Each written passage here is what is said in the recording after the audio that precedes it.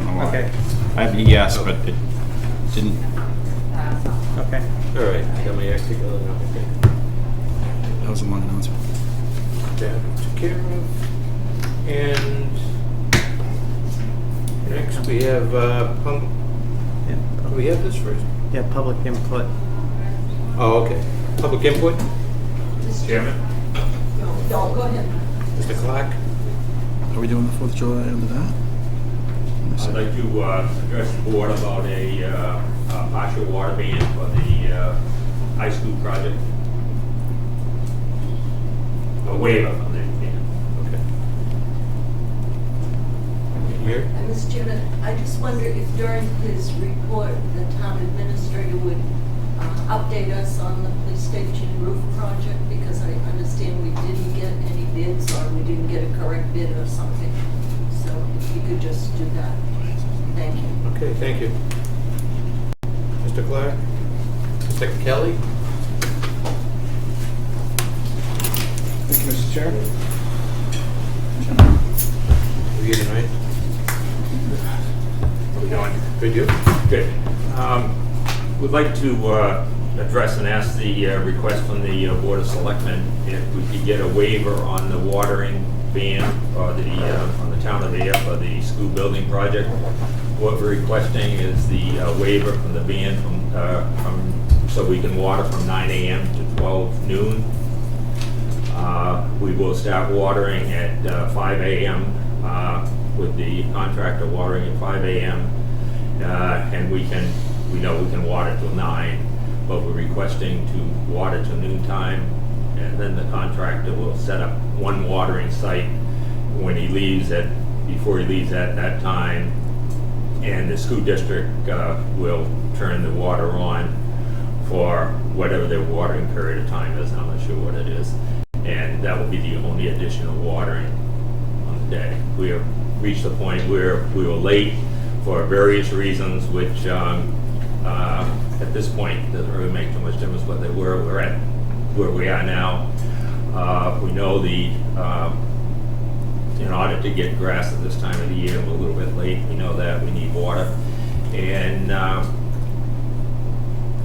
the project is coming along good. The landscaping looks good, and we just want to get the seed in.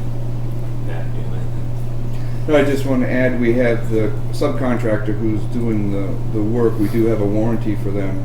They have 90 days to produce grass as long as we give them the resources they need to follow up on that. Okay. And so from the school committee's perspective, we're concerned that we do that, because if we lose the warranty and have to come up with the funding to redo it, then it's going to look ugly up there for a while. So, Not to mention costly. right, Correct. which that's on it, because we don't have that in the Right. budget. So Right. that's the concern. Anybody, questions, comments? Mark, Well, come on up. As you know, we do have a water ban, and it's for a reason, and it's been really dry this year. We're over 2 inches behind on our rainfall year to date. I think our ban is pretty generous, allowing people to water before 9 o'clock in the morning and after 5 o'clock. And the reason we don't want them watering during the day is because most of it evaporates. Over the weekend, we were pumping over 2.3 million gallons a day. We normally pump about 1.2 million gallons a day. So all of our wells right now are running all the time. We've got 5 wells running nonstop. So if one of them fails, we start losing water in the tank, and it affects not just the grass at the school, but it affects all the citizens. So I don't really know what they're doing and how they're doing it, but I think they could work around the 9 to 5. And so I would recommend against that. We have talked to the contractor, and it's for various reasons. One, it's union. We're not able to do that to do it. Those were the first things we did, was approach them about the timing. Okay. Is there an extended period of time that this will go on? You know, I really can't answer that. I would say I think the contractor was planning from the time he started watering, which was probably week and a half ago, and it was gonna be for 90 days. He's not watering every day of the week. He's not watering weekends. Okay. Yeah, if it rains, obviously. We welcome the rain. Do we Yeah. dance? I'm not sure that would What is it help. now? It's odd, oh, I'm sorry, Janice. It's odd even and then before Yeah. 9? No, just before 9? It's just before, you can't water between the hours of 9 and 5. There's no day restriction. I see, okay. Yes? So when you're saying that they wouldn't be watering every day, it'd be like every other day? That they would be No, watering? I'm not gonna say that. I'm Just not Saturdays, sure. Sundays. They don't water Saturdays and Sundays. Okay. And I'm not sure if they water 5 or 4 days a week. I probably should have had that information. I don't. I would It'd go by, Probably be 5 days. They, yeah. I was gonna say, to go on your decision, I would state they're gonna do 5 days a week. If they do 4, that's better, but I think it's probably 5. Chris, you have anything?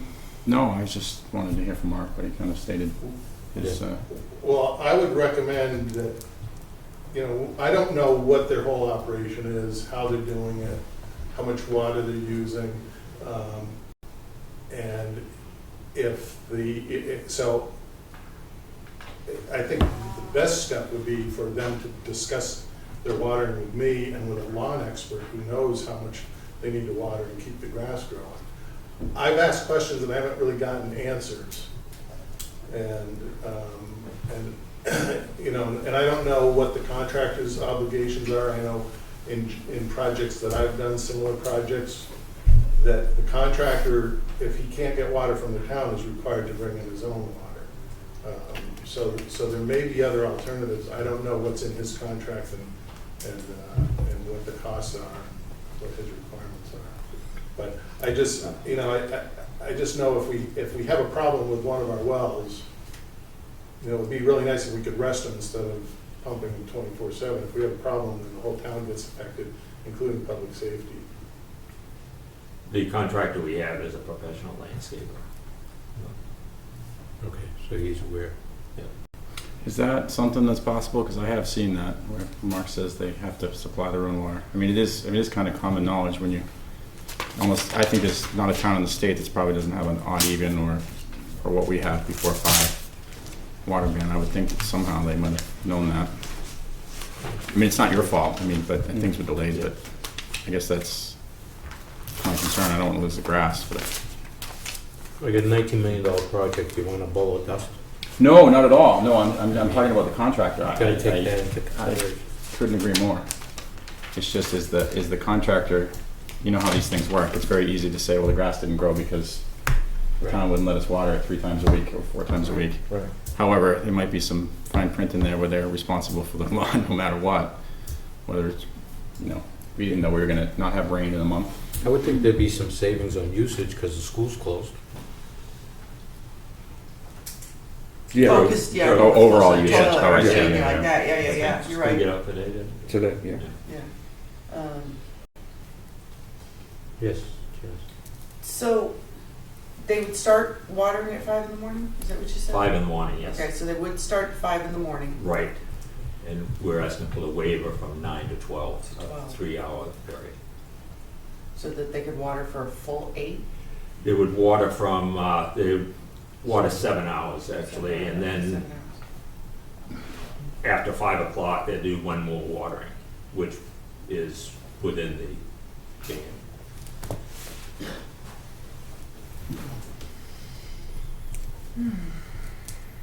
Chris, Thanks. you all set? No, it's just, I see both sides of the, not to Right. straddle the fence here, but. Well, I mean, yeah, we have to think of public Yeah, safety, but Mark knows more about the wells than we do, obviously. Yeah. However, we don't want to lose and Janice and I have gotten the comments. Well, that's exactly what I was thinking. Yeah, and I think, is- Murray, you were copied on I think a post Pat maybe knows too, and too, Pat, yeah. that about the people complaining about when it was a dirt pile a It month was ago. the first thing when that you I gonna- thought of when they came forward. Yeah. I was like, oh my It was God. when you gonna a little fix it? frustrating to all of us, but yeah. yeah, I mean, Yeah. we've had other comments over it too. I mean, Yeah, for discussion. I mean, if we were to look at possibly a waiver, does it really have to be until noon time? Can we, just maybe Like 11 or extend, something? extend it a little bit? Giving them a little more leeway, but still kind of keeping an eye on things? Not, They watered today, starting at 5 and stopped at 9, and they didn't get 50% of the project done. That's why I was So, asking okay. for the All right, so- extension until So it's a 12. So time. the four, Big in the area. 4 hours, they're gonna get Well, it's approximately because it's not, 50% there's no sprinkler Right. system, it's not automated, so they're Right. doing it in 4 zones. Mm-hmm. And so there's some time lost when they're actually moving the equipment to the next zone and then turning it back on. So it's not actually water running for 8 hours. There's an hour and a half or 2 hours of setup and moving the stuff around.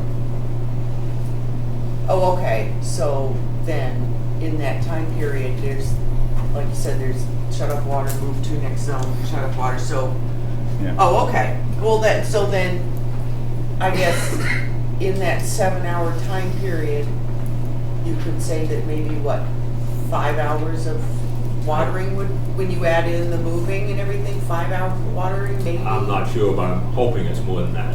Well, yeah, That's the but water. I'm just I trying to get a kind of I an don't know. idea so that we can at least, okay. All right, so I see what they're saying, it's not on every minute.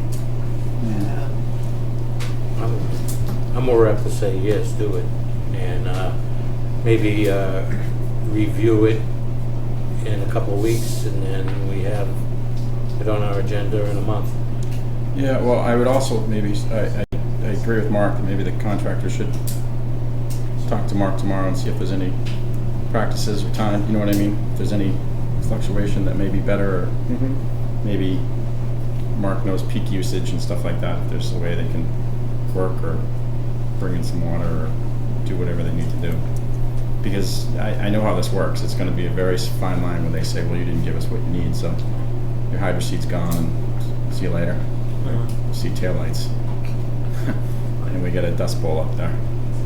However, the other side of the fence is, Right. that's a tremendous amount of water over the weekend. You were saying, Yeah. yeah. We weren't watering over the weekend. No. Wasn't their fault. No, No. but everybody is watering the yards. Yeah, they're home, yeah, doing projects, yeah, Right. exactly. And we're driving around giving notices to people that if we see their sprinklers running during the day.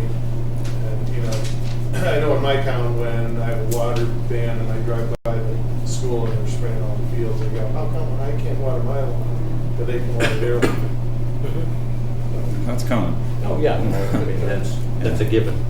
So we get paid the big bucks. Yeah. I want to raise. right. Yep. Yep. So, jumping on what you said, Mhm. kind of approving it, coming back on July 12th, but at the same time, jumping on what he said, have Mark talk to them, and then when we come back, is what we're due back, on July 12th, which is in about 3 weeks. Mark can tell us what he's found out, and then we can review the situation. Well, also, if there's something going on, Mark can say, Exactly, I mean, obviously, we hope that doesn't happen, but if the well goes down or something, Right, then we have to shut down the water, yeah, and shut down the water. then, we review it again on July 12th. Okay. You got a motion? Yeah, I will make the motion that the school be allowed to water between the hours of 9 a.m. and 5 p.m. 9 and 12. 9 and 12. 9 and 5, fine. Yeah. The superintendent's going to throw something at me if I said that. To water between the hours of 9 and 12, grant a waiver between the hours of 9 and 12, but the contractor be in consultation with the water department and the DPW superintendent to monitor flow or suggestions on timing, or does that make sense? Yep. All right. And we will review at our next meeting Yes. and Mark's input between then as well.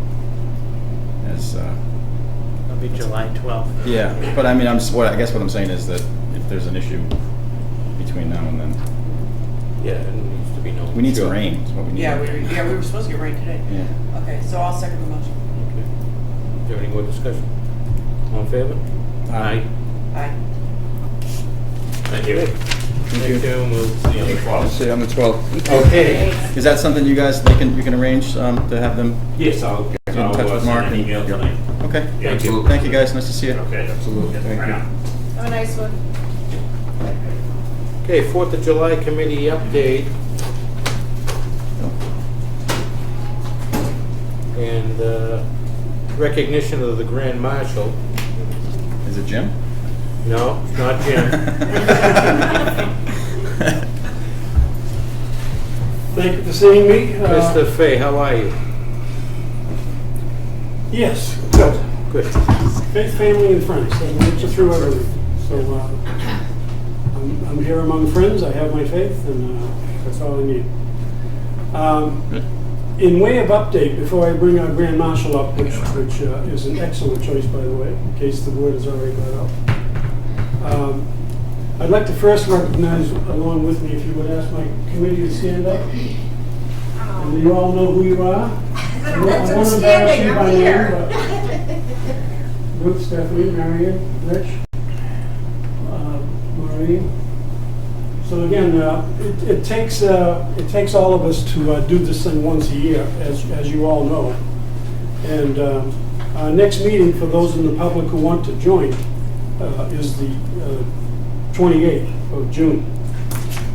The committee will in fact take over for me. I leave unfortunately for Disneyland Thursday.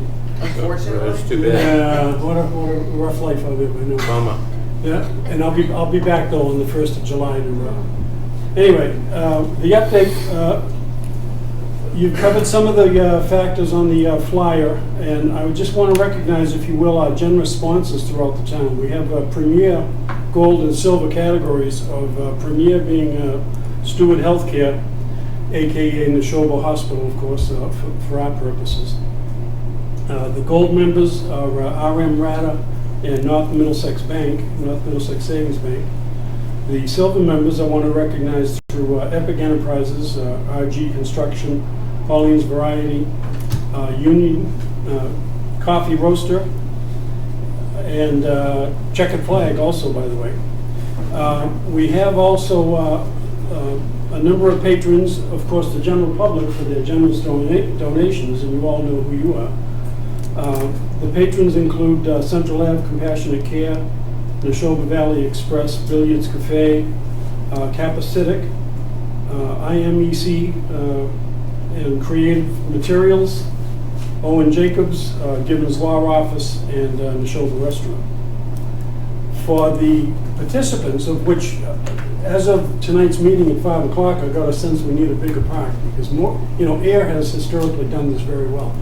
And more people are flocking to the, quote, park to provide the refreshments, food, et cetera, vendors. And so I think we need a bigger park, because I hate to think we're going to turn anyone away. But just briefly, Ayer Shop and Save, Boy Scout Troop 3 of Ayer, Dylan and Pete's Ice Cream, Fresh Air Sports, Jerry's Food Concessions, Ladies Oriental Shrine, New Hope Community Church, the ever-famous Slush Lady, who's been coming here for years, I think we all, Wacky Candy Shack.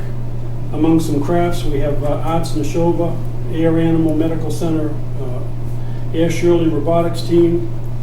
Benjamin Franklin is coming. I thought that was pretty good of him to show up, I must say. Bill Bono, Hawk's Nest Disc Golf, Stay Creations for face painting for the children. And among the, quote, parade contingent, if you will, and of course the national flag will lead the parade. We hope to have a contingent. We haven't nailed that down yet, but as of tonight, we're thinking we'll have hopefully the Boy Scouts with an eagle carrying the flag to lead the parade. Following that, and not necessarily in that order, because we're still working out the, quote, order of march, if you will, but among the parade participants are antiques. There'll be an antique car, and there's a few others that show up, like Bob Hargraves comes in sometime, and not to put him on the spot, but he usually shows up every year with his antique, I want to say it's a 69 Buick. Anyway. A 69 Buick is an antique? 1969, Just yeah. for me. Anything over 50 years, yeah. Island antique. I don't have any That comments. doesn't mean if you're over 50, I you're am in the so antique. glad I was sitting when I figured that out. If you're over 50, you're in the antique. I was shocked myself. But you're not 50 yet. Yeah, right. Benjamin Button. Anyway, Clan McPherson is the I want to say Scottish pipe and drum. Council on Aging will be represented. Hills Mills Clown Band, Hawks Nest Disc Golf will have kind of a float. They'll be throwing that disc into that set of chains that they do. The Neshoba Valley Concert Band, Pampered Pets.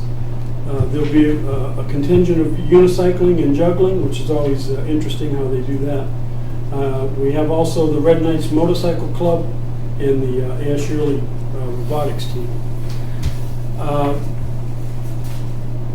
Almost as important, and probably should have been foremost, but I'll just say for the budget that we're on time and under budget. We are doing famously well with staying in the black, and I want to thank the town publicly for the contribution from the town fund and from the general public. We are very liquid and able to, in the years to come, I'm sure, be able to afford. We got a very good price on fireworks, less than 10 grand, much less. And if the price goes up, which we expect it might, we're still in the black and we're in good shape, on time and on budget. So with that, We get any Army trucks? Why not? Joe Landry might, well, I made it a point this year to go through West Point for the tasking, because that's how you get the Army to do anything. You go over to Devon's, and if they don't get something a year ahead of time, I'd love to see that next they year. can't commit. So I, as of this meeting, I told the committee that by the end of July, I will have a letter go out to West Point, and we'll have a tasking to get the military represented. And the 4th of July is the 75th anniversary of that building across the street, too. Excellent, yeah. No celebration. Yeah. Well, 240 years, 4th of July, so we're looking pretty good for 240 years old. Yep. Okay. And with that, again, I'm proud to present Ms. Dottie Marino. Dottie, if you would come forward on behalf of the committee and the town. Just briefly, Dottie, a longtime citizen of Ayer who has loved and beloved through work in the Ayer Public Schools, St. Mary's Parish, the Neshoba Hospital, and too numerous to include all the committees and all the way going back to World War II and Fort Devens and the entire community. So we're honored to present a bouquet on behalf of the town and the committee to Ms. Dottie Marino. Dottie, well, Go ahead. through you, Mr. Chair, and Selectmen. Then we'll do it here. Yeah, that's a good idea.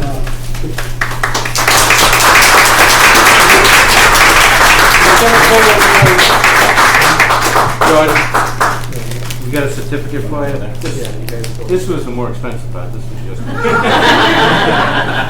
Certificate is awarded to Dottie Marino, valuable recognition, being named the Grand Marshal of the 2016 4th of July Parade on behalf of the town of Ayer. Congratulations, enjoy the parade, Gary Lupicia, Chris Hillman, and Janice Livingston. All right, so get your guys in close. We'll get a nice. Congratulations.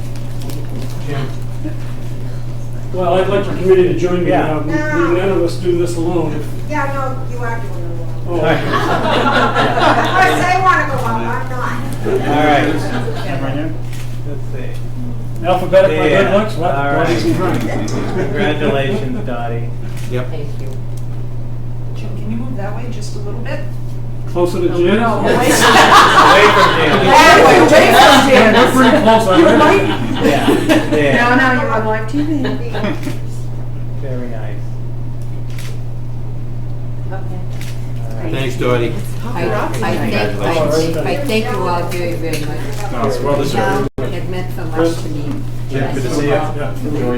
Enjoy Disney. I'll see you on the I thank the committee for choosing me. Get that on camera? Yeah. Yeah, my husband's one. We're You're in trouble. proud to have you. Yeah, we'll see you in, A lot of towns. we'll see you in a second. We're ahead. I would have had. Thanks, Dottie. Thank you very much, all of you. Yeah, truly. We march, I'm usually away that week, but we're actually here this year. Yes. Are we supposed to march on that? Be your first day. Yeah, I know. Well, we're always away, but we switched this year to go away. Oh, okay. Think Cole wants about to it. ride in the Think about it. bike thing, so we may have to run He with had that. candy last year, he had to let me come. Not this year, get your own, I told you. Well, we actually might not be around, but maybe I'll bring you some candy so that you guys can throw out to make up for last year. The green house. I know, that's what I'm saying, I'll get you some candy. Thank you, Jim. Thank you very much. Thanks, guys. Thank you, committee. Okay. Superintendent Wetzel. You wanna spend some money now, huh? Yep. Yeah. I think we already We already spent it. Spent We're just. just have to sign for it now. So I have a few items here. The first one is the new wastewater utility truck that was voted at town meeting. This replaces our 2004 utility truck, which is currently out of service. And one of the things that we are doing with this truck is we're going to put a crane on the back. 'Cause what happens now is we have a lot of pumps that are submersible pumps. Yeah. And when we need to pull those out, we need to hire a contractor to do it. So Might as for well. the smaller stations, we'll be able to do it with the truck. And my guess would be there's a 4-hour minimum, and that gets kind of pricey, right? To pull someone in to pull. Yeah, and we do have a lot of problems with, you've probably heard of flushables. People Mm-hmm. flushables down the toilet and they're not really flushable. They plug up our pumps and we have to pull the pumps out. So,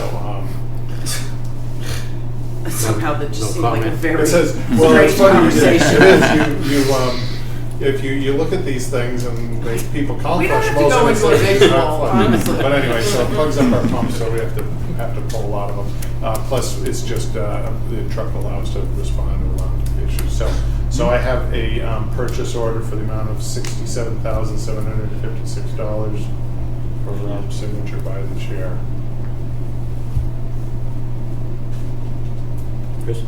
I make a motion to approve the purchase of the new wastewater utility truck approved at the Springtown meeting for the price of $67,756 with signature by the chair. Seconded. Moved and seconded, any discussion? All in favor? Aye. Okay. And then, and you can keep that book down there while you're. Book down here. So the next item is sidewalk snow blower and mower. We have a 1995 Holder that, if you remember, we didn't use it too much this past winter, but the winter before, we have two of these units. One's fairly new and one's pretty old. And during the last winter, we had times when both of them were broken down. So we'll buy a brand new dependable unit. We test drove two different units, and this was the prices are all about the same, like $1,000 each. And this The other one was supposed to be like the Cadillac of mold style. like I said, there's only They really beaten up that three much?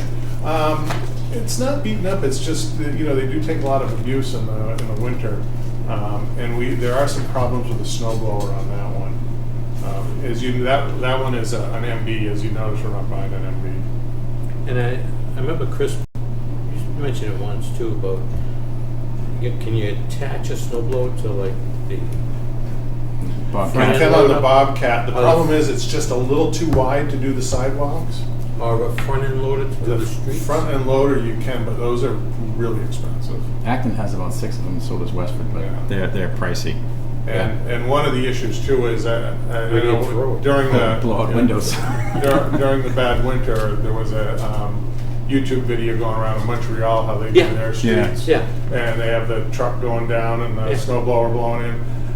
What they don't show is that snow blower is filling that truck. When it gets in there, it's like concrete. Yeah. And so Yeah. I'm trying to get that out. So, So we've looked at those options, and actually, we've used these units to cut down the windrows on Main Street, and we'll keep working on how we can do that better. No, I mean, it was great last year. It was, And we do want to demo one of those Yeah. big front end loader snow blowers. We just haven't had a chance to do that yet. all right. And it's 142, 235? Yeah, so all you do is, you just need to I flip did. that to the next page and move the cardboard. Yeah, I got it. Okay, excellent. Who's vibrating? It might be me. Oh, okay. Haven't calmed down from work yet. I make a motion to purchase the sidewalk snow blower as approved at Springtown meeting for the sum of $142,235 with signature by the chair.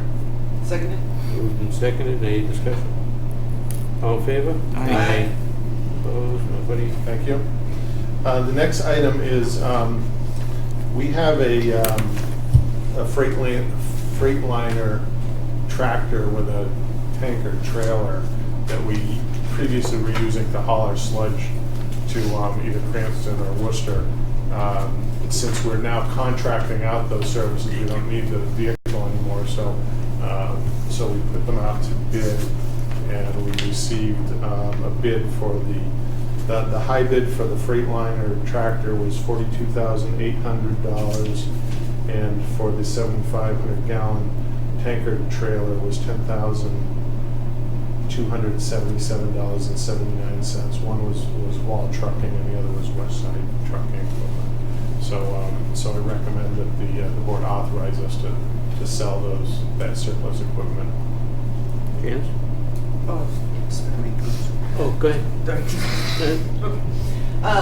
I make a motion that the Board of Selectmen approve the sale of the Freightliner to Wall Trucking in the amount of $42,800 and the tanker to West Side Trucking Equipment in the amount of $10,277.79. Second.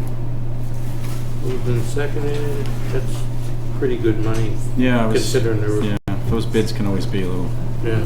Yeah, I was a little yeah. concerned on the truck, and Yeah. actually I got an appraisal from someone, and it was in that $40,000 to $45,000 Yeah, range. I was surprised to see that. That's actually good. I thought, I mean, it's a good deal for them too, but it's a good truck. But Lisa?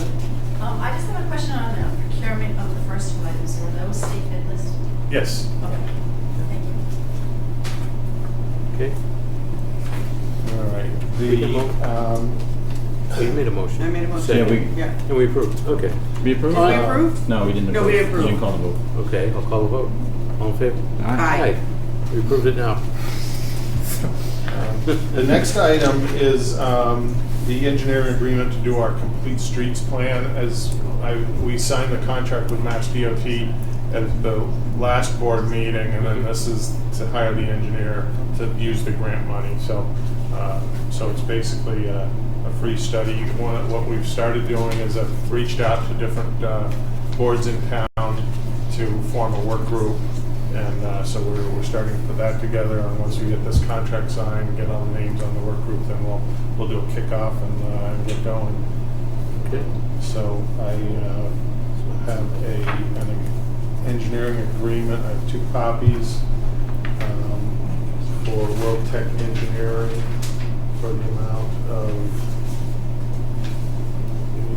it is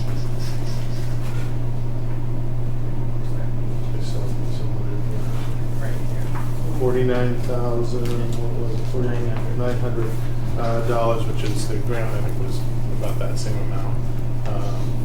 And that's for signature by the chair. Get that. I didn't get the amount. 49,200? 900. 49,900? yeah. Okay. I want to make sure I'm reading that. It's with the It's in World it. Tech? World Tech. Okay, Engineering. okay, I just want to make sure I got the right page in front of me. I make a motion that the Board of Selectmen approve the engineering agreement with World Tech Engineering in the amount of $49,900 with signature by the chair. Second. Moved and seconded. And that's all paid with the grant. right? Yes. Yeah. All in favor? Aye.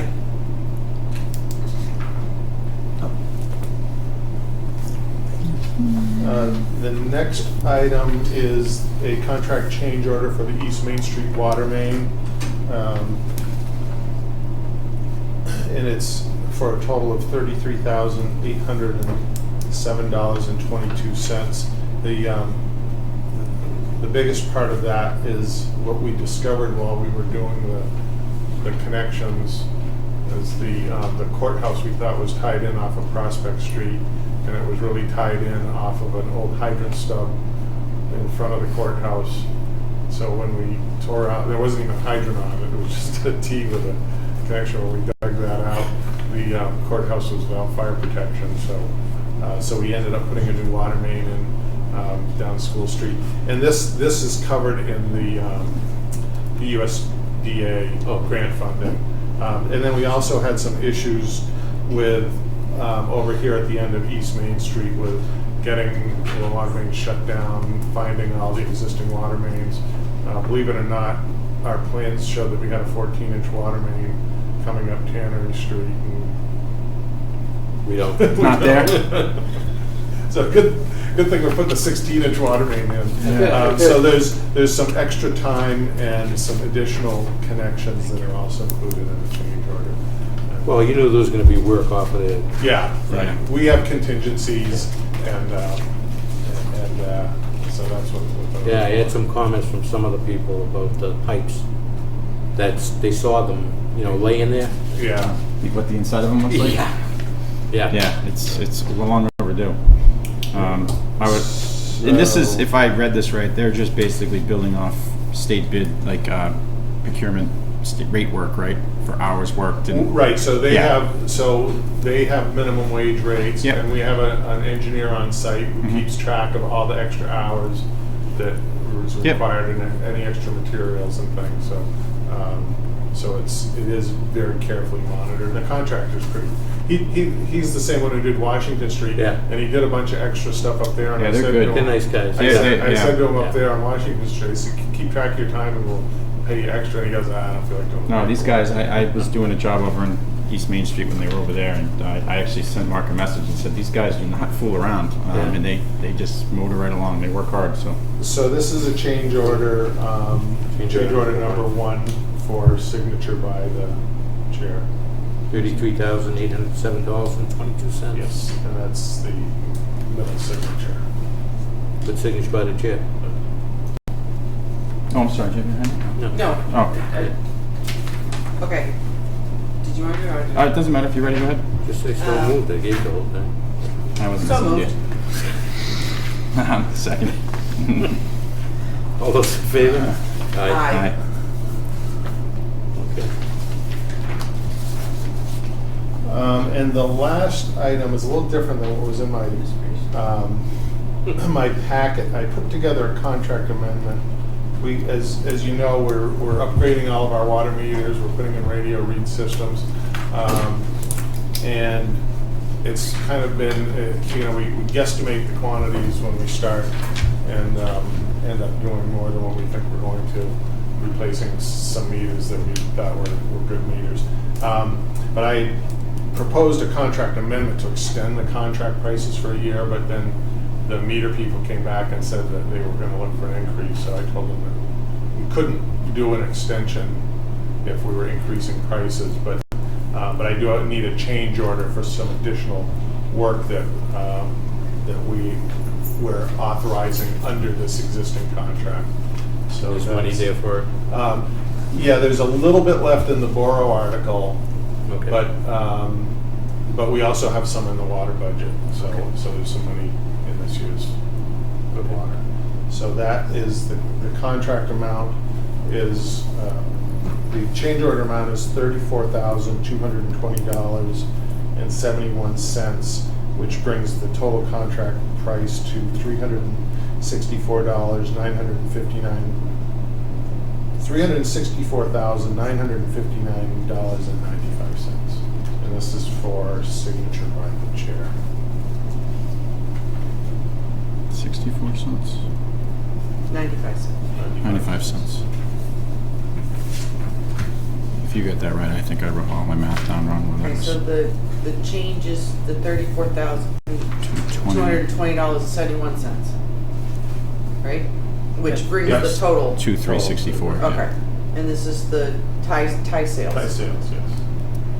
And we're doing And I a change order. have Okay. attached to the change order all the details of what that includes. How many meters and radios and. All right, so I make a motion that the Board of Selectmen approve the change order with the tie sales agreement with the town in the amount of $34,220.71, which is signature by the chair. By the board. By the board. Oh, No, I'm sorry, by by the the chair. board. Oh, no. Oh, by the chair. All right. The pros amendment for the The signature. by the board. contract, with the contract, it would be by the board. Oh, okay. The change order is just by the chair. Okay, so the change order is by the chair, okay, by the chair. Second. Moved and second, any discussion? All in favor? Aye. And that is all that I have for tonight. I was reading the DOT thing today, so we're getting money for, well, they're Well, gonna do Fitchburg Road. Well, that's on there. That was something that my predecessor had submitted on. I think they originally submitted because of some potential economic development out there. That's a state road, so I'm not really crazy about the town spending money on engineering improvements on the state road. Right. I agree. So, and the East Main Street, what we call the 25% design, which is really a lot more than 25%. Yeah. But with Mass DOT, that's, should be submitted to MassDOT any day now. And then they have a public meeting, and then we jump right into getting it ready to bid. And the money's there for the Littleton Road intersection too. Oh, was it in there? Yeah. I read a few paragraphs. It was like 220 pages long. So Yeah, well, I got a little bit into it. And that was enough for me. Yeah, it's $2,200,000. Hmm? And Good. National Grid just finished paving. It looks Park. good. Oh yeah, my brother was telling me that. He said, "What Roads. happened?" I said, "Well, they didn't do it right the first time." Front Yeah. School Road came out, it's a lot better than it So did last time. so it was the whole lane, right? The whole right side. You had they grinded down. Well, the state part of Park Street, they only had to go based on their state permit from the edge of the road to, I think they went 18 inches beyond the trench. It's better than that, So- let's take it. Yeah, that road it's on the Mass DOT's list to be paved, but they don't say when they're going to do it. All right, All right, great. Great, Thanks, thank Mark. you. Thank you. Lisa. You gonna spend some money too? Have to. No, I don't like to.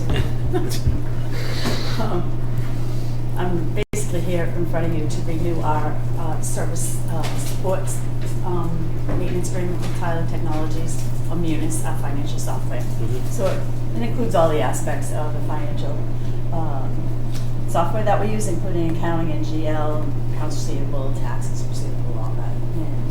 And I'm here before you because it's a 3-year agreement for ASP services, so they automatically back everything up in the cloud. You know, we have a lot more safety and backup with this records, just in the event of records destruction or anything like that. So it's safer for the town, more secure. And it's the total for the 3 years is $119,364. Each year it's $39,788. And we pay quarterly usually, based on the service. And they've been excellent, actually. They're a very robust financial software package. We paid for them, we okayed that? The Town previous- meeting? Oh, yeah, it's Yeah. built into the budget. Ah, okay. It is. So I'm here to just ask that you sign the renewal so we can have services this year. Okay. Is it signature by the board? Yours, yeah, it's just the chair. Okay. Anyone? I make a motion that the Board of Selectmen approve the Munis ASP contract renewal in the total amount of $119,364 with signature by the chair. Just add a 3-year term. 3-year term. Yeah. Oh, I'm sorry, it was a 3-year term. Second. Moving second, any discussion? All in favor? Aye. Lisa, does that have the ability now to track vacation time and sick time? What I'm told is that it has had the ability to do that. What we need is someone to come and help assist the benefits and payroll manager in setting that system up. But the software, the program already has that ability. Oh, okay. I thought it might have. Mr. Chairman, Yes. just to add to the town accountant, we will be setting that system up, and we have a deadline for the implementation by October 1st, which will include that as well as Okay. putting it on the pay. I mean, it's always been a, Yeah, it's been a long-standing and it should issue. be in there. It should be. On your check. It should Yeah. be. Yeah, absolutely. It's good for the employer, it's good for the town, to see. Yeah. It's pretty standard practice these days. Right. Yeah. Right. Okay, cool. Thank you. Thank you. Thanks, Lisa. Have a good night. Okay, Mr. Daniels? No? Yep, he's here. You don't look like Mr. Daniels. Well, I've gone through a phase. Oh, there he is. Just talking to Mr. Watson. Good evening. Hi. Hi, Bill. Thanks so much for having us. You want to just... George, you want to come up? You know how to back there? Worked for the 4th of July committee, he's not coming up either. Mr. Chair, thank you for Welcome. seeing us tonight. There are two things. First, a 1969 vehicle is not 50 years old, so sleep better. Yeah, you know, I was doing the math too. I know, So I I was was born in kinda like, wait a 74 minute. and I'm 41, so I was gonna yeah. say- It's not 50 yet. Still, the idea of 50 being an antique. I think actually sadly, Collectible, maybe. for cars, I think it's 25 or Listen to 30. classic radio now. It's like songs, you're like, what? Right, Like the Yeah. from high school. Yeah, no. From Ex- the 80s. Yeah, exactly. Exactly. But that's not important. As the commission, as the Board of Selectmen is aware, over the last couple of years, we've had some real struggles filling our position. Jess did an amazing job covering for us, and She sincerely, did. we couldn't have been any luckier that she was able to do what she did when she did it. Unfortunately, we're starting to face up to some real facts. We passed up at least 3 candidates who were really viable, who couldn't take a less than 40-hour position and weren't interested without the benefits, and that was pretty tough. We now have Brian, who has been doing a pretty admirable job. He's been picking up on the game, but unfortunately, Brian is also potentially running into some personal issues that may drive him into needing more hours or a different position for himself. And so, no matter what, I'm sorry to tell you that I approached you in 2005, Gary, you personally on this commission, on the board, in 2005, and we said 20 hours. We won't be full time. We won't be a benefited position. And back then, it wasn't enough hours, but we were going to make it work. Yep. And now it's definitely not enough hours. I saw the letter that Brian was able to send. I'm sorry, the last few weeks have been crazy busy. I wasn't able to put any thoughts together for Robert. My oldest just graduated, so that was very nice. Very good. But the long and the short of it is, we have many open projects around town. We have a lot of things that crop up during the day that we really need someone to be aware of and able to at least get a handle on those things. And most importantly, despite the fact that the economy slowed down for a while, now that it's picked back up again, we're seeing growth. And so we're seeing a lot of applications, and that's a lot more work than it looks. So what we are here to talk to you about tonight is the steps necessary to increase our less than 20-hour per week position to a 40-hour per week position with benefits, with the intention of being able to find a person or keep a person who would be able to stay under those conditions, as opposed to scarily potentially looking for another job because it's just not enough. We were so lucky. We couldn't have been any luckier with Becky for the time that she was here. Yeah. It fit her situation perfectly. But you may not recall from that time, and I had forgotten until we were interviewing with Brian and some of the other candidates, We interviewed like 50, we had like 50 or 60 resumes we went through. We interviewed a couple of different people, or talked to a couple of different people, and it came down, we had Becky and another woman who were absolutely perfect candidates, could have gone either way, and we were very lucky we got Becky. Mhm. But it was an awful lot of candidates at the time as well. 'cause- Yeah, it's been an arduous process for you guys, and it's, did you have someone last of the day or something? Yeah. We don't talk about Less that. than a day. It was most of a day. Let's just put it this way, we saw Bill 2 meetings in a row. Yeah. Hire somebody. Right. And it was 2006. Was it 6? Yeah, and we're going into a downturn, so You things know, are different. No, but I think you may remember we started the conversations with the Yes. Personnel Board in '05. Yeah, yeah. That's how long it took. It took a year to Now- make that position for Becky. Now, have you brought this up at all to the Finance Committee during the budget process? We have not. So this is why we are starting from scratch. So Robert was good enough to fill us in on some of the points. In the past, we had been sitting at our meetings, and all I remembered was you went to the Personnel Board and you redefined the position. Then once the position was redefined, then you went about the process of saying, hey, this is what we have, we'd like to do this. So it turns out that's not the case now. So Do we have, is that, first of all, is that a union position? Yes. Okay, so that leaves the grid thing. Right. So, Mr. Good. Chair, and to the Chairman of the Conservation Commission, just two areas, or two issues, if you will. One is, as the board is aware, procedurally, the position is under the Town Hall Clerical Union. So the job description as defined by the Conservation Commission is what's embodied in the union contract. So procedurally, increasing the hours and the benefit status would require the Board of Selectmen approaching the ASME 93 to impact bargain the change. That's less, in this scenario, that's actually easier than if it was a non-union position. Then it would go to the Personnel Board, and so the job description is governed by the union and the board. The second issue is the financial issue. As the board is aware, as the commission's aware, this proposal, as far as the funding mechanism in the FY17 budget, there is no funding in the FY17 budget for, say, the full-time increase, which would be a 20-hour increase, let's say, in the cost of the benefits. So, The oldest we could do something is the fall, and then we'd have to have an article yeah, in terms of the financial, so in terms of the procedural steps, if you will, would be, if the board chooses to go in that direction, would be the Board of Selectmen approaching the union to just impact bargain the change.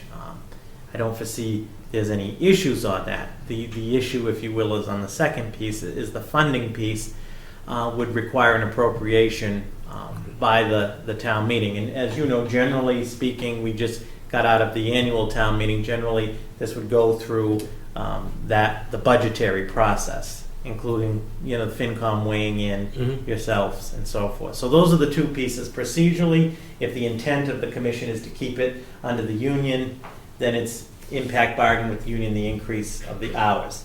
The other piece, which is the elephant maybe in the room, is the funding for it. So if I understand you Yeah. correctly, it sounds like probably the right thing for us to do is to approach FinCom first and talk about what that looks like. Then, if I remember correctly, and I just want to make sure I'm correct, wouldn't it just end up being a revision to the line if it's approved? So for instance, right now, the line for the salary of that person is X. Isn't it just a revision of the line? I don't think we have to have is there an actual article that's necessary for that? Yeah. So yes, so through the chair in this case, so there would need to be an appropriation to tie into the funding. Gotcha. What you're thinking, Mr. Chairman, is like a reserve fund transfer or so forth. This isn't, if you will, with all due respect, it's not really unforeseen or extraordinary. So that scenario had been looked into, because you do have a salary appropriation. This is a whole new creature, if you will. So I would just add that in terms of the job description, is governed by the Board of Selectmen and the union ultimately. So if your intent is not to make, if you do have an intent besides changing the hours, if you will, if you have any intent of changing any aspects of the job description, I would just offer out, if that's the direction the town moves in, any changes, we bring those up to the union as well, as far as scope of duties and so forth. Your job description, which you did do, is pretty still current. The issue is the hours and the benefits. So, and that is the cost impact. Right. Correct. I mean, we've had that issue with the other department that is under the union. That's a part-time position that we wanted to make full-time, and we couldn't. So, because it was said specifically in their contract that it's a part-time position. But I don't know if that Which position was that? Building building. commission.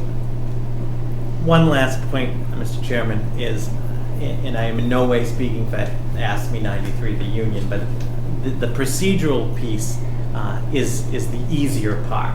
That's the change. I can't see Right. the challenge, and that's up to the Board of Selectmen, is the issue of the funding. Certainly. Bill, is there anything falling through the cracks? That's No, in fact, but I know the rules are different today as they were, and there's more. And Chief Pedrazi says the same thing. He's more time involved with paperwork than anything else. I think there are a couple different parts that are important.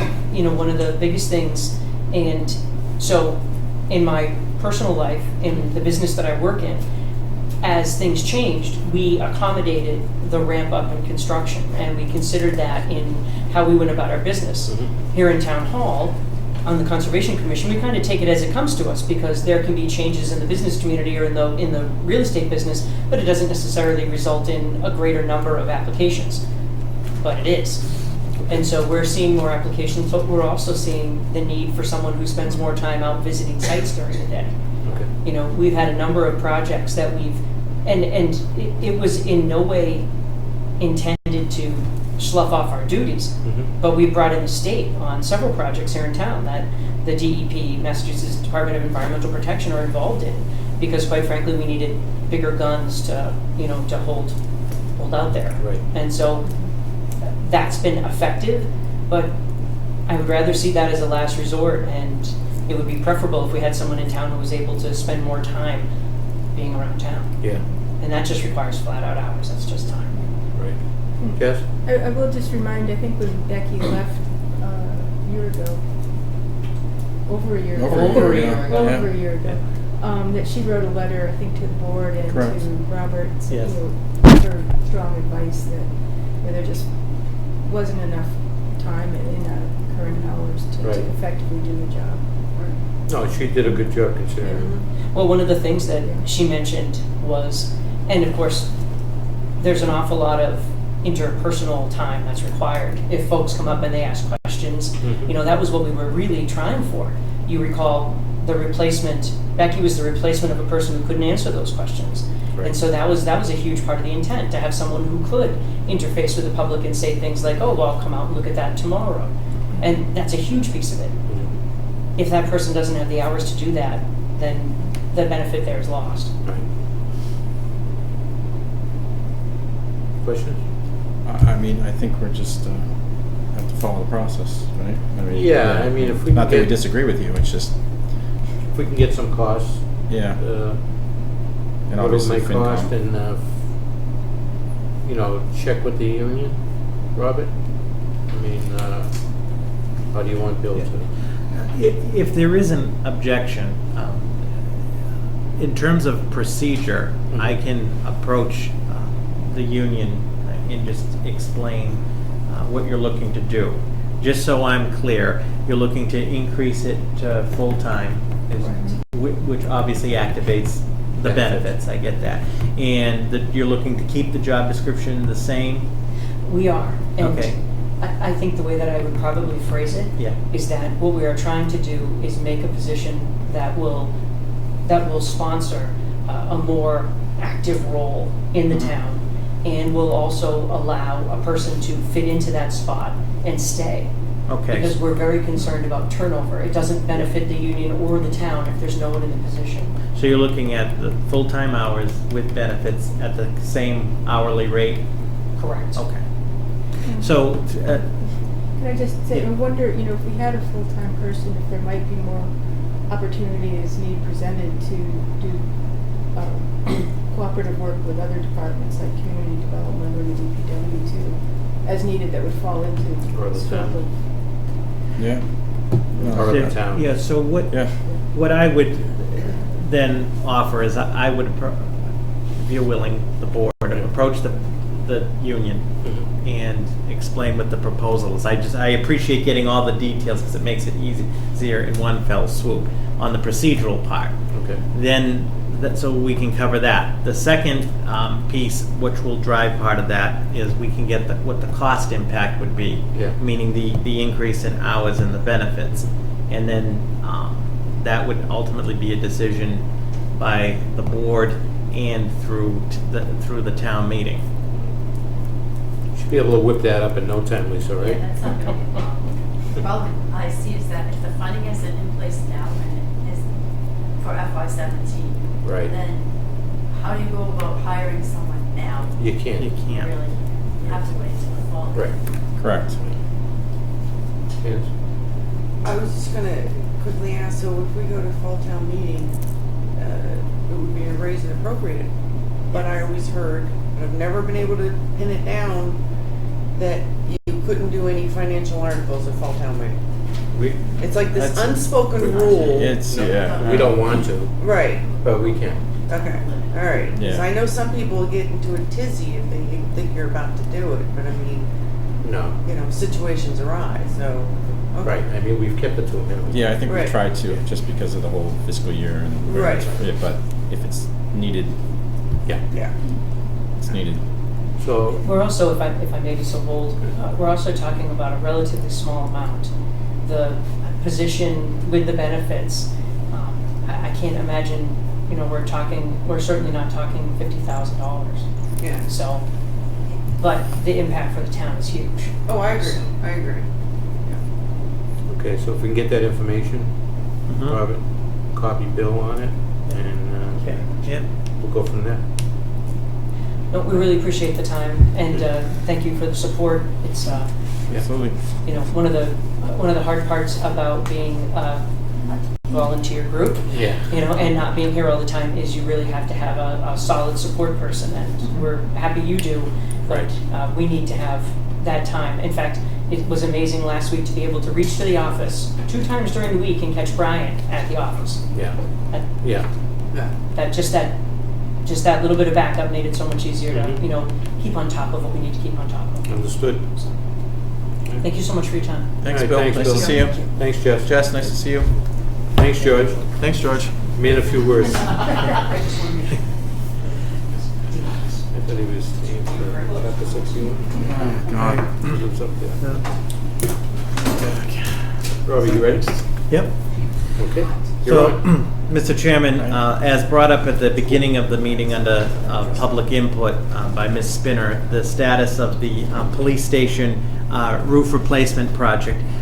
The project did go out to bid under Chapter 140 parameters, and we had a lot of interest and a lot of bids respond to the deadline. Disappointingly, when Mr. Sherman and I reviewed the bids, he was reviewing all of the bids as it pertained to the technical piece. I was reviewing the bids as it pertained to the Chapter 140 procurement piece. Unfortunately, after the bid opening, under 140, none of the bids were what is deemed as responsible and responsive. They were incomplete, and that's not the responsibility of the town, as the board knows. So unfortunately, frustratingly, we were not comfortable with, and in some cases, it was the quality of the technical response on the bids. We were not comfortable with that, and I was not comfortable as the procurement officer with some of the missing, and these were not missing, little minor missing matters. So I've talked to Mr. Sherman, and we are going to reissue the bid. And one of the things we've noticed, surprisingly, and part of that may be because business has actually picked up, some of the usual suspects that you would expect, I shouldn't say usual suspects, but usual firms that you would expect to respond didn't submit bids. So we're going to have to reissue the bid. We are confident, assuming that we get responsive bids in the town's best interest, we will still get the project done before winter, obviously. I mean, we have till November. So we're just retooling a few aspects of the invitation for bid, but it was pretty solid to begin with. Sometimes, frustratingly, this happens. It is frustrating. It's not completely Don't see uncommon. it that often. Well, it seemed, I read the bid list just from the public. and Yeah. It seemed like a lot of smaller, Yeah. non-pot, couple guy companies. Well, everybody's busy out there, right? Yeah. Roofers, for some reason, from what I understand, are a little slower, which is strange. Yeah. Which I didn't understand either. But does it go to like those municipal? Because I get these emails all the time.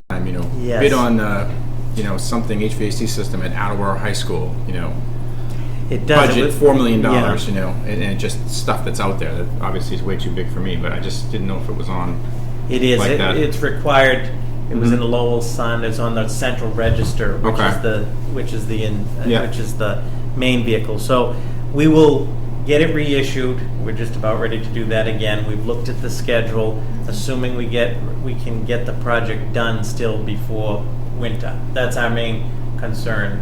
Both Mrs. Sherman and I are committed to getting it done. Can the town go on to that register and call people? Because I've been called by some Sherburne something school district about fixing some small AC units, and they just went on the state bid list and said, "Oh, call this guy." Yes. And asked if I was interested. Yes, we're going to give you, Selectman Hillman, a copy too. Maybe you know Yeah, somebody. I can but- roof. Yeah. Yeah, so frustrating That'll go over well. to conclude, we will reissue the bid, but we believe, taking into account that we can still get the project done, when I say on schedule, meaning this construction season. That's the big goal. But we need the project to be quality at that magnitude and the right thing. So no harm or foul on the town side, but No. we'll get it done. Okay. Just lastly, real quick under the administrative update, as the board's aware, the focus has been closing out, if you will, the fiscal year, getting ready for all the fiscal year end. Things have preoccupied many of the departments. I was going to recommend to the board that in terms of the commuter rail surface project, that we invite, if the board's invite Mark to come to the July 12th meeting to give sort of an update from their end and to discuss with the board what came up at the last meeting as far as Concerns. some of the concerns all three of you have and the board has. I think it makes sense to have them come on the 12th to give an update on that. And plus there'll be much more to report, I think, at that time. At this point, we're still in the process of the appraisals are underway, the 21E work is underway. The building, the transition to the town has been completed as far as ownership and so forth. But now they're focused. Leases and stuff. Have we started with Yes. formal? Yes, Yeah. so leases are being developed by Town Council for implementation. We have, Mart is working on what we're going to call the interim segregation of the land, of the property from the private property owner.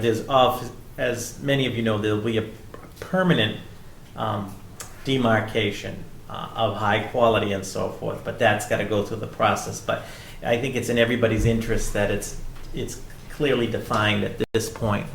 The work to transfer the rail trail lot to the town from DCR, that's underway. Again, by July, we'll be getting, though, to the beginning of discussions about some of the actual projects. So I think we should have Mark come on the 12th to the Board of Selectmen. We're kind of pushing the envelope on time too. I mean, we get into July, we start getting Yeah. into August. By the time they bid it, we're into Yeah. September, October. Well, they said they wouldn't start till the spring anyway. Is that, all right, I thought we were going to Yeah. try to do this summer. Well, they Well, are. that, but- Yeah. Yeah, this side, they remain optimistic, meaning the Main Street side, to Okay. get some At of least that something, done. yeah. Yeah. That'd be good. Is the previous owner's fence on our property? Yeah, so that's one of the issues, just so the board knows that we were going to address that. That's part of this whole interim measure, because it looks awful. It needs to Can be. we- Yes. Put it back on his property? Yeah, we were gonna look. Gary and I will we're go gonna- over at the yes. meeting if you want. Okay, yes, but we'll talk about, that may have happened by the Direct 12th. track. Yes, Yeah. yes. They So, can do the heavy lifting on direct track. That works. so the good news is all of the main pieces are in place. It's now just going through all of those processes. So there is an objection, we'll have them come on the 12th. Locks are changed? Yes, Okay. lock, yep. Good with that? Yeah. Yeah.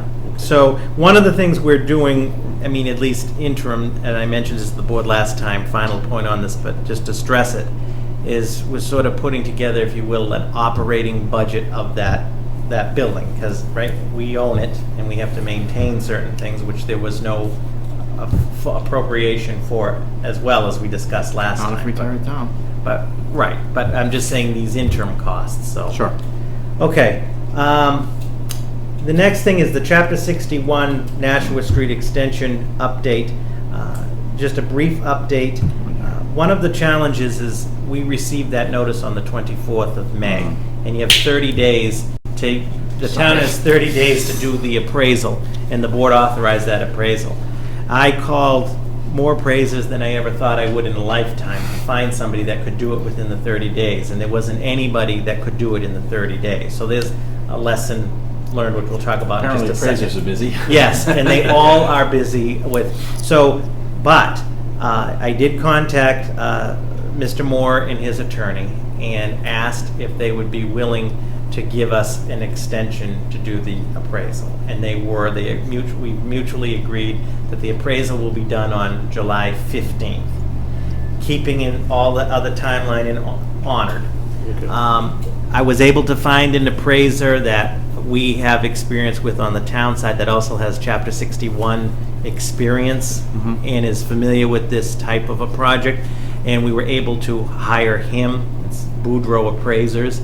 He's begun the appraisal. I stressed to him that the board actually does meet on July 12th. If he could work a miracle, if we could have it for the 12th, that would be great, but it may be the 15th, but we'll cross that bridge there. The appraisal cost is $2,500. That's another little piece of good news because you approved up to $5,000, but it's a fixed at $2,500. So once we have the appraisal, and that appraisal, the board will get it on the 15th. Mr. Moore will get it on the 15th. Then we need to discuss the next steps, which is you'll have the appraisal piece, which is a big piece of the puzzle, but then the board will need to conduct, if you choose, conduct a public hearing to take input on the proponents, opponents, it's typical I think it's public mostly proponents. on the project. So the final point, I think one of the things moving forward, I know that the board approved Chapter 61 acquisition policy, which addresses the legal time frame. I think that some have suggested a working group moving forward. I think two areas where there is value in some kind of working group is one, putting together the master inventory for the whole town of what are all of the Chapter 61 parcels, for example, and then what are the priority parcels, what aren't. In other words, if parcel, let's just say parcel A on Maple Street, I'm just making that up, has all of these, the habitat value, conservation value, all these values, and that's a real one of value, and then say parcel D on Willard Street is, okay, it's parcel D, but it's, you get what I'm saying. I think we need, because as I I've agree. talked, This is driven by emotion to some degree because a lot of these people are neighbors of this property. Not well, and Yeah. you, you can play it all you want, whether it's habitat or there's rare turtles up there or something, but it's a neighborhood. And Which they already said that there really wasn't any. Yeah, so- As far as a species. yeah, and I understand what Robert's saying because Yeah. Kohler Place was down there, which was a Pristine. much pristine, and it wasn't in the forefront of everybody's vision in neighborhood, so it passed. So- right, and I think the board knows this. If you look at the total inventory of just parcels. The town does not have the financial capacity to do everything. That's where the issue of prioritization comes in. Correct. And even on this parcel, you're aware of, it was brought up at the last meeting, of an MLC listing, which is not an appraisal, but a tune of about $700,000 for just Nashua Street extension. Then it begs the question, not to rain on anybody's parade, but where is the financial capacity to acquire that? I mean, the board, rightfully so, with the support of town meeting, has put forth a significant investment from the UDAG on Depot Square. And as I think all of you said at the last meeting, UDAG is Lay off the now UDAG. is on hold. Take the credit You know, card. right, until we replenish that. People keep bringing up CPC, but as many of you know, the CPC, that pool of money is not at the magnitude for some of this. So I do see, I know in the letter from the CPC, I think open space letter as well to the board recommending putting together a working group. I think if the working group With is... them. Well, I think if the working group Yeah. is It's charged... gotta Right. be. Yeah, it's got to be a cross Yes. section of the town. And I think the two tasks are, the policy's already in place on the 61 acquisition, which was done Yeah. last year. The two issues where there is value, if it, in an objective way, is to put together that prioritization inventory Mhm. on one hand, and then moving forward, I think something we should consider in the FY18 budget or moving forward, consider potentially a line item with a funding in the event, because you never know when you're going to get a conversion letter. In other words, we could get a conversion letter tomorrow on a whole different parcel. If the town really wants to exercise its right of first refusal, we got to be able to move on that appraisal. So maybe what I did learn in doing this, that these appraisals cost about $2,500 a pop, if you will. And I'm not saying that's a little bit amount of money, but maybe moving forward, as we plan the budget, there's a line item for maybe an appraisal if it pops up. Jim? So, kind of thinking, so we come up with a working group that comes up with this prioritization list. And then we come up with maybe like this line item. Could we then, just kind of thinking ahead, see if I can get this out. All right, so the working group comes up with this prioritization list. So we've got like 10 parcels, and we say, okay, parcel A is 4 stars, parcel B is 2 stars. Then we come up with this line item. Could we then revisit, should we revisit the Chapter 61 policy that we have to then say, if you get a conversion letter, and if we already know that, say it's parcel A, and it's already got 4 stars, and we've all agreed it's got 4 stars, then to immediately have in place a mechanism that immediately says, that, okay, board, this has got 4 stars, so since you're not since we got this lag between you meet, I'm going to Exactly. start the process already. I agree with Selectman, that. to Selectman Livingston's point, that's Yeah. the concept, exactly. We have to work out the details, but that's the concept. In other words, right now we're in the dark. Right. But to Selectman Livingston's point, so we have the matrix, so the 5-star or the 4-star, we get a letter, say on August 7th. There's a mechanism in place. You can call an appraiser on August 8th because you have the funding. We've already demonstrated or And vet we've it out. already kind of approved it in a way to say, hey, if Mhm. you get a conversion Right. letter on anything with a 4 or a 3-star, go forward. If it's Right. a 2-star, And there could let's be, all and there talk could be or something. years, for Yeah. example, this could be the only one now for some time. In other Yeah. words, but I'm saying if the funding and the mechanism, we have to work out those details, is in place. Because one of the things, just a final point, Mr. Chairman, if the Nashua Street extension was, and I'm not weighing judgment either way, but if this was a real, sensitive, crucial opportunity, and the property owner was not willing to agree on a mutual extension, under Mass General Law, Chapter 61, we would have been out of the game. Meaning, we have 30 days. right. Yeah, he's worked with us, and people have to Right. realize that. I I appreciate the consideration through him and Yeah. Attorney Gibbons to do the appraisal. So, we're not going to solve it all tonight, but I think in terms of the working group, if the working group's goals are just as sort of Selectman Livingston outlined, if it's that prioritization list, and part of that is, we then will have also a dollar figure as to what the total dollar figure individual, and then developing, and I'm saying to develop this in the context of the next budget, a mechanism that when... Expedites the process. Right, yeah. and I'm not saying, as you said, we're not going to do an appraisal on every single 61. No, and like you said, we started this process when I was chair. That's Right, you a put year and a half ago. the legal... Yeah, and Yeah. then it kind of Came- reared its ugly head again, Yep. and then Yeah, it came so back yeah, last this week, has yep. been- We kind Yeah. of started doing that with CPC, where we put money aside for due diligence, and the money's available, and we can just, boom, go get an appraisal. Right. No, it's a good idea because Yeah, and and if there's- we've got already something like, Right. okay, anything with the 4-star, you go. A 3-star, we can decide if we wanted to go 3, but if it's a 2-star, then we meet, and then we all kind of decide if we want to spend the money for an appraisal or something. But yeah, Right.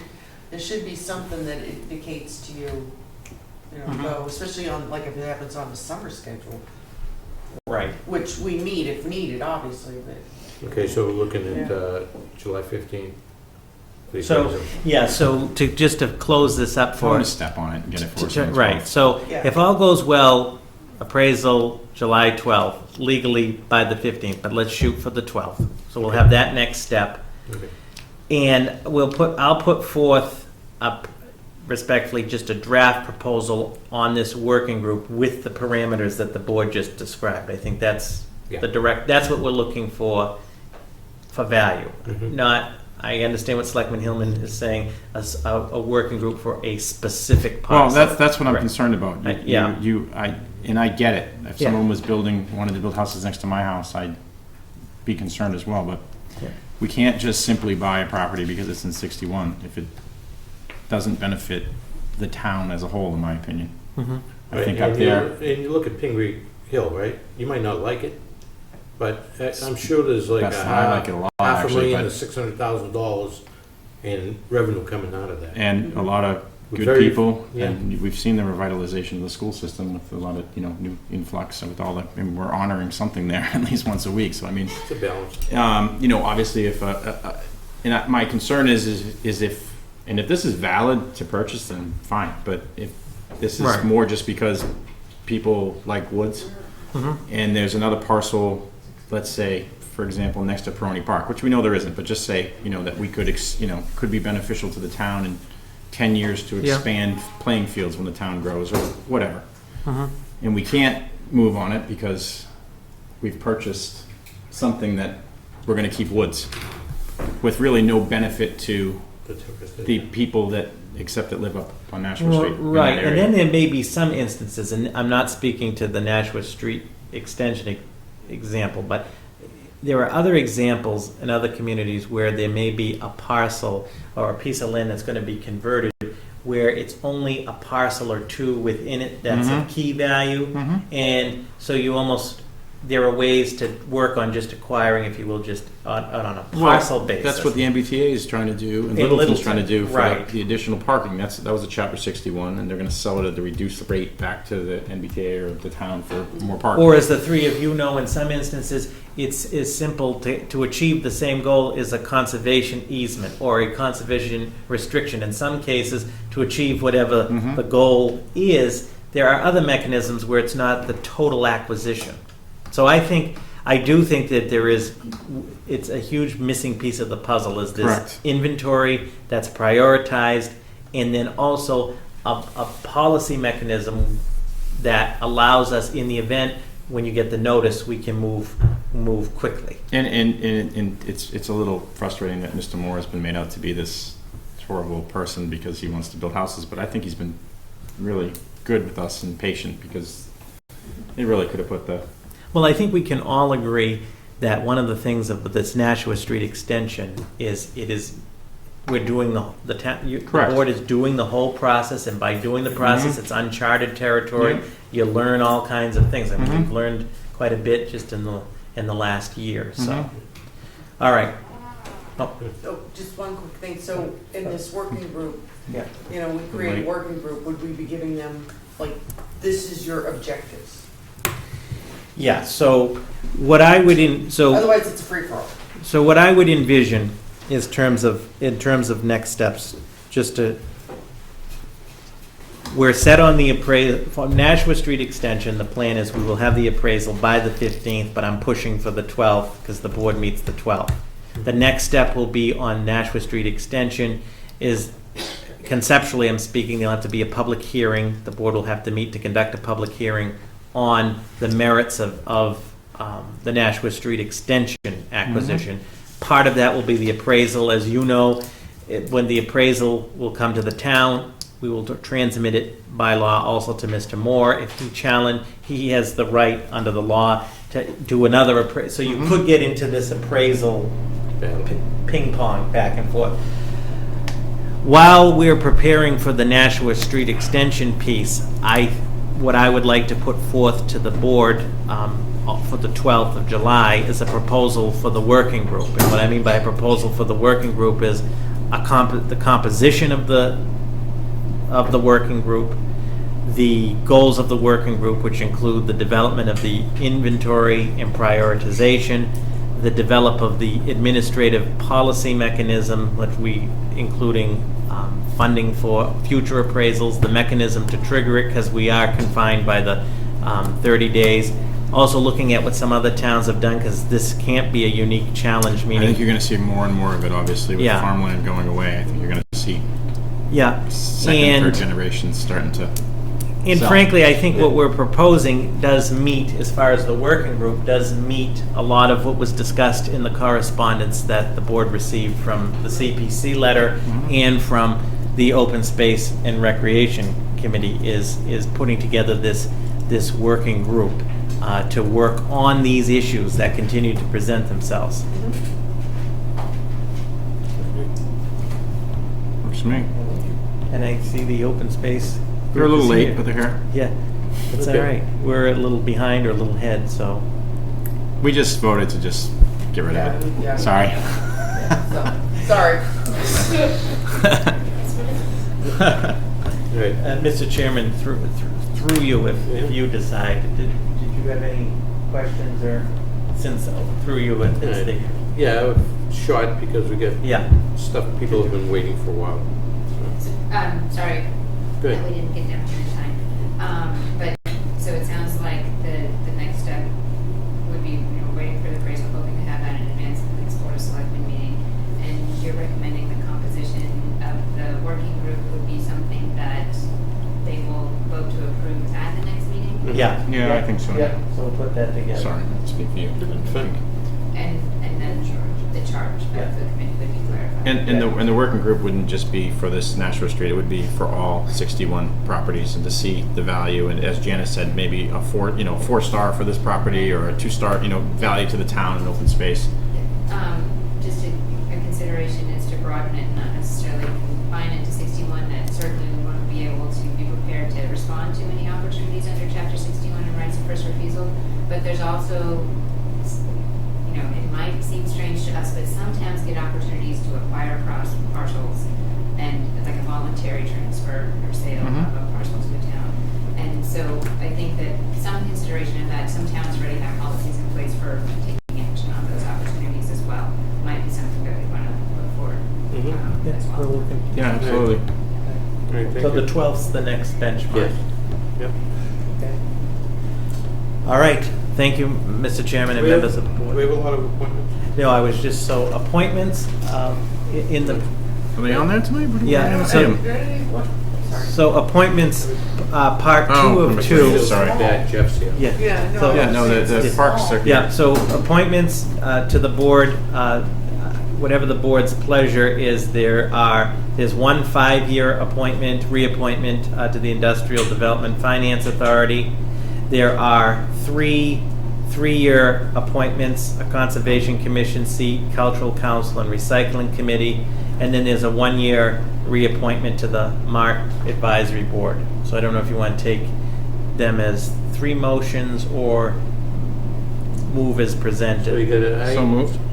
Seconded? with the people involved. Yes. Yeah, I have no objections to it. Okay. That's spelled out in the memo. The 1 year term, he's a little fishy, but I don't know. Yeah. All right, move second. All in favor? Aye. Notify them that they just volunteered. Remember the 1 year we read them all out, one by one? Yeah, so to the board now. Because of a certain member. What we will do is, when Ms. Antonis returns, we'll update the matrix, if you will, and we'll publicize. We still have a lot of opportunities and vacancies. We'd love to have people involved, so they get to check out the website.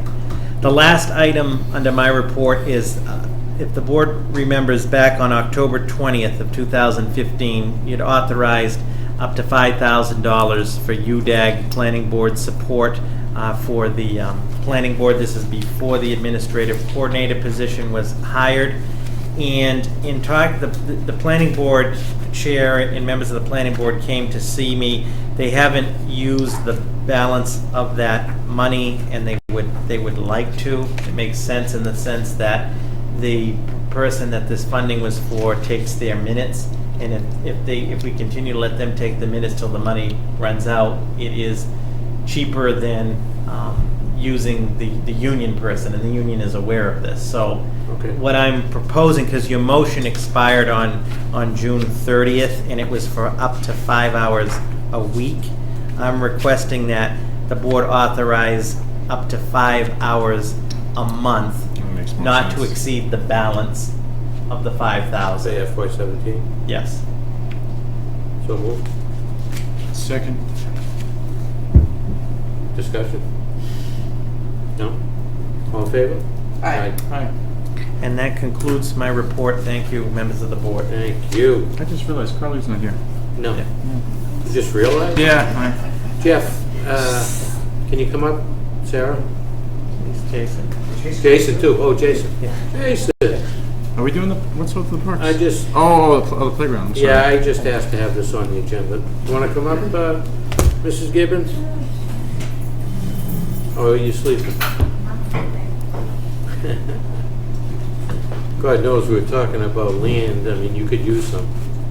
The parks for the ongoing problem.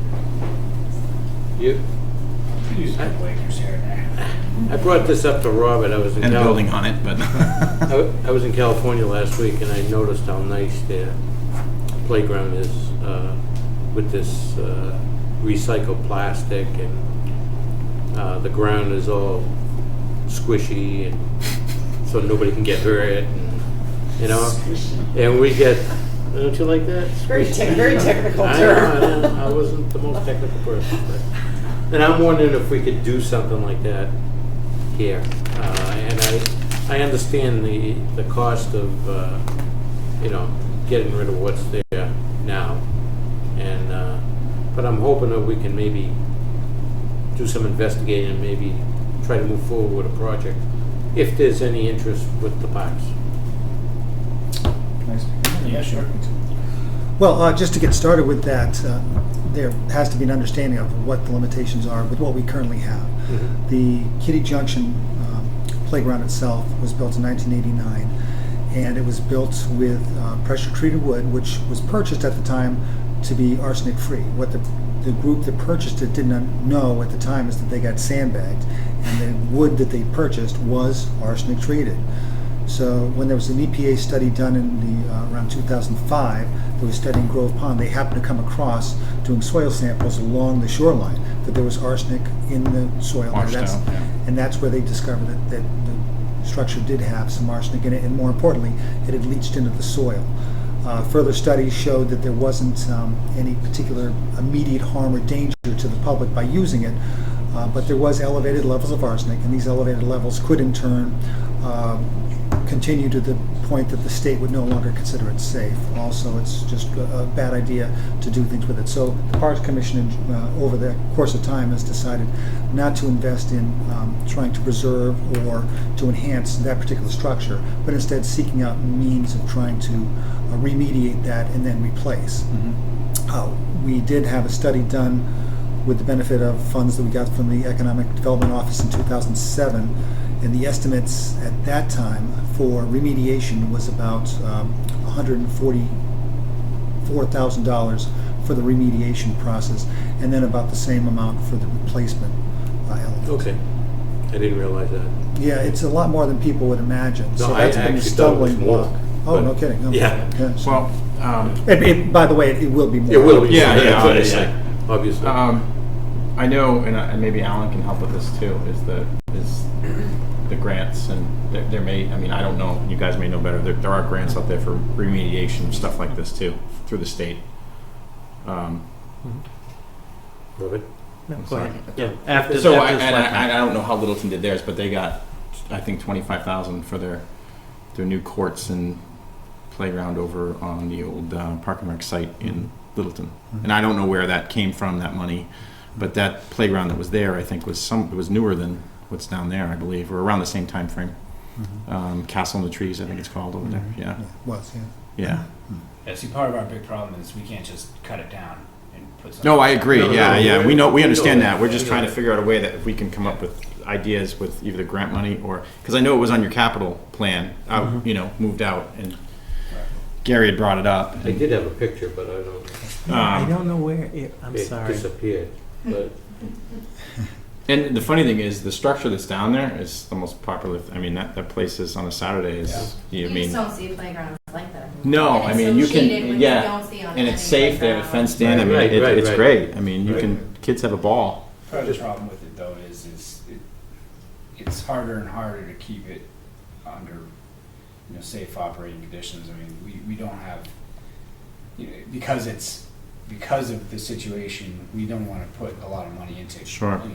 upkeep Yeah. necessarily. But we do what we have to do to make sure that people don't get hurt. But we're pretty much doing the bare minimum on it every year. So Yeah, why invest a gotta lot of be money in something that's? splintering and stuff, is yeah, it? there's that. It is. Mhm. And the only process to remove that entirely would be to sand and oil, and that process would be about $30,000 and would have to be done by professionals in hazmat suits and everything else because of the potential danger. Right. It is unfortunate because, as Sarah said, it's a beloved structure that a lot of people like, but it was on our capital plan for, I believe, 2021. It's later on, with the understanding that we're going to continue to try to work with the Economic Development Office to, because they're the experts on it, to try to gain some funding, as you said, to come about that. But the remediation piece is the key element, because we believe that there'd be a huge amount of public support for replacing it with something like you're talking about. But people don't get fired up about spending big money to throw something away. Right. So that's the problem. Right. Robert? Yeah, Mr. Chairman, I agree with everything that Jeff said, and in preparation for this, I asked to meet with Jeff and Alan just to look at this issue as it was coming forward, and appreciate all the history that Jeff provided on it. And so economic development, Alan there is one exception, I think, is the only excited person about remediation money. He was very So excited. I Alan can was give pretty Alan fired up credit. about everything. Yes, he was banging the table. So Did he mention the old firehouse? Because so- that gets him fired up too. yeah, so I think We went conceptually, there after that. conceptually in terms of next steps is the big piece is the remediation part, and Alan is going to work on that and is pretty confident on the remediation piece, which is the unpleasant part. 'cause Well, it costs it's a time frame though too, because to remediate, you have to remove the Right. existing structure, you have to fence off, dig out, and then also, I mean, agreed. you're probably obviously you guys aren't down there as much as the four of Right. us are, but that's a happening place Yeah. up and nonstop in the warm weather. Right. I mean, it's packed down there every night during the week, so it's a timing thing as well. So what I said to Jeff, as I'll say to the board, as Alan and Alicia and I will take on the remediation task, but I think we all agreed we need to have a whole plan, meaning the whole remediation plan in place so that when it's removed and remediated, there's a timely plan for it to be Sure. replaced. And I would defer to the Parks Commission and to the experts as that's the, if you will, that's the fun part, is the Yeah, new structure. absolutely. Yeah. Jeff and I discussed, and it's been mentioned, there is something to be said about those old growth trees, and Alan said as well, in preserving those to keep the shade, because there's a lot of these. That's the biggest problem you with know, new plastic things. They right. get so hot if So, they're in the wrong location. Yeah. I think there's a lot of ideas in energy. We want to, when I say we're all in this together, but from my end, with Alan and so forth, work on, and with Jeff, the remediation proposal, if you will, for the commission and the board, and if we're successful in the grant funding, because that's the big ticket. But then also the overall plan as to what the new structure will be or what it won't be or what needs to be there. And I think we all agree that that ties into a larger plan that the commission has in terms of some other exciting projects down there as well. So is there any opposition from the commission for us pursuing something? Certainly not. In terms of looking for the remediation aspect of it, certainly. Yeah. Okay. Yeah, I mean, if we can find you some money to work. I mean, I think you have to realize, and it kind of dawned on me this year too, is that the amount of children who are now involved in sports too. I mean, I think this was the first year of a little girls softball team. Yes. Yeah. First and second grade. And my daughter played until she got her concussion. There was 2 girls rec softball teams because that's how big the program's gotten and how popular it's gotten. So I mean, it's probably one of the most busiest places from April until all summer long up until, and then soccer starts again, and the soccer program's huge. So it certainly is an asset to the community, and I know they have some ideas for walking paths and stuff like that, which is great. So hopefully we can assist, and Alan's great, so I think we're trying to piggyback on his expertise as well. Yeah, I think the big 3 that many of you know that are simultaneous from the parks, all equally important, is the storage issue, the walking path, and the future of Kitty Junction. I mean, Yeah. you know, those are the big Sure, 3 and the storage being a huge issue as well. So What walking path? There's Just a perimeter path, a series of paths. like around the All around and around the then edge, like towards the around. I pond. must have slept during that meeting. No, I know. That was more of a capital thing, but it's a great idea. All right. If you've been down there recently, they've cleaned out along the water and stuff. It looks nice. What was I going to say? We will be in contact, obviously, with the Board of Selectmen and the Parks Commission on the remediation plan. Good. We gotta do some work, but Appreciate it. And tell the courthouse thank you for stealing your sign and putting their own sign up there. Yeah, we gotta talk. We're gonna mount a sign. oh, I saw.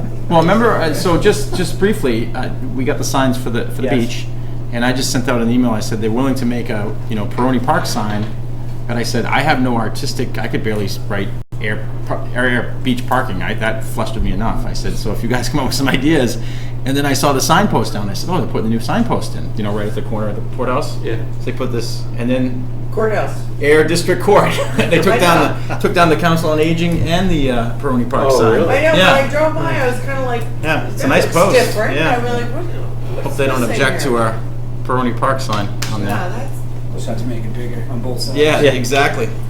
I'm with you. Yeah. Right. No, but it's obviously, we always appreciate the support of your board, and anything you can do, we'll work with you and appreciate it. So. And I will reach out to Representative Arcero from Westford, because he's the one that secured in Littleton, who secured that grant. That would be helpful. for Littleton. Okay. Which funded. I'm not sure if it funded the basketball courts, but it was significant amount of money that was available that he.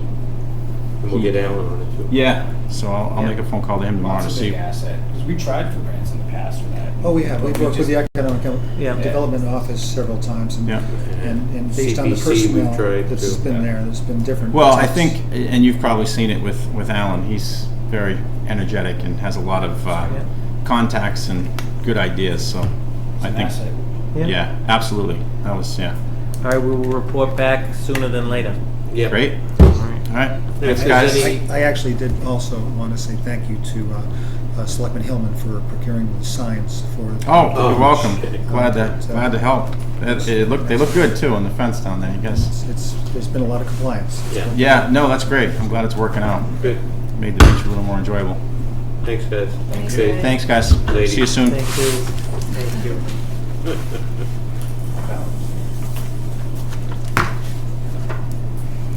Great. Was that Minutes. Can I just make one other thing too, real quick? Yeah. Sorry, it's a good thing I forgot to do it earlier because I was late. No.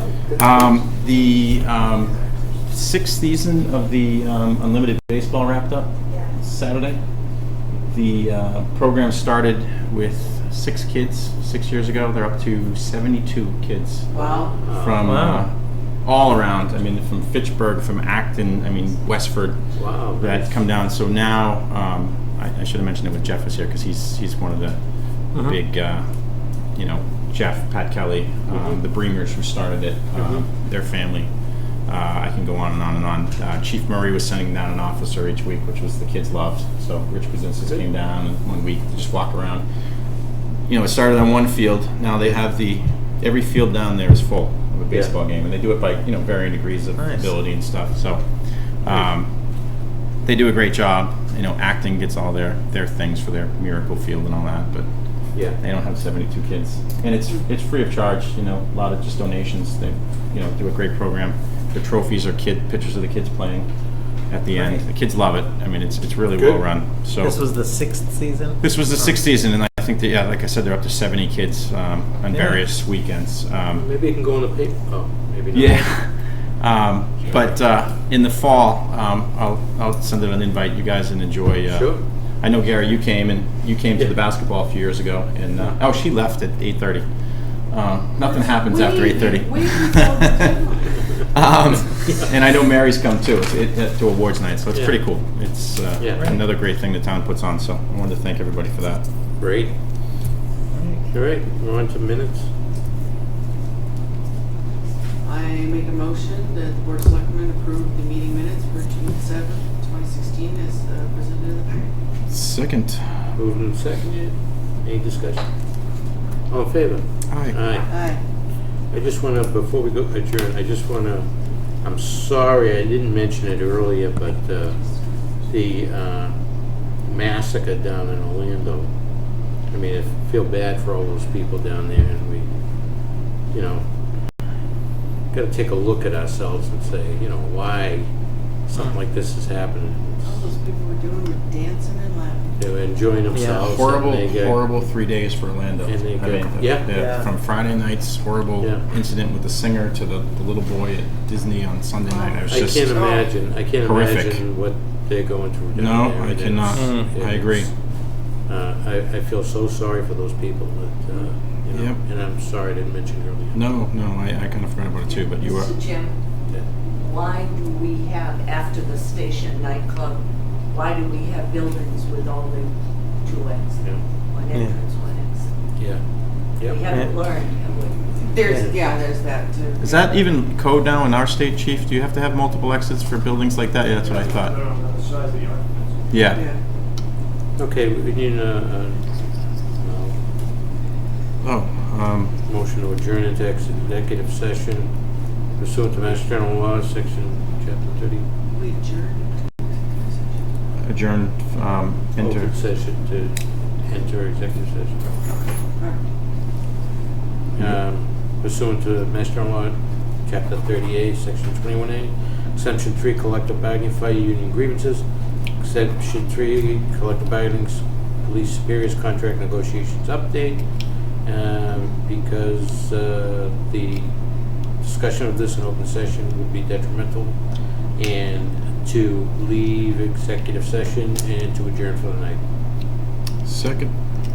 Moved and seconded. Janice? Aye. Chris? Aye. Chair says aye. We're in executive session.